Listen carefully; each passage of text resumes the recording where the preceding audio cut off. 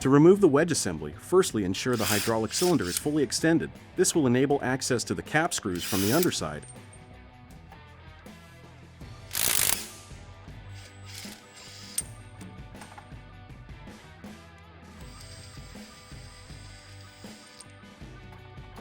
Undoing the cap screws will allow for the removal of the wedge mount blocks above.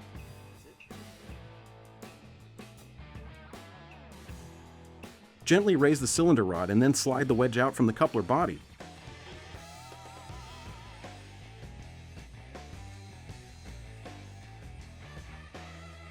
Before installing the wedge, apply grease to the bottom, top, and side surfaces of the wedge plate.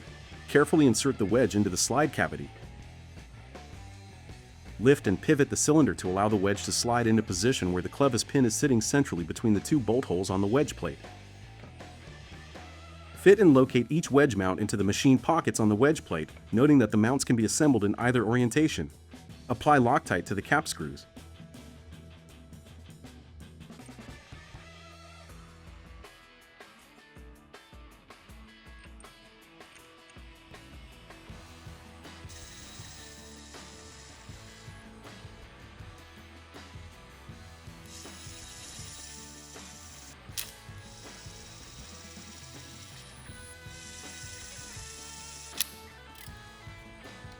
Tighten and torque to the recommended specifications.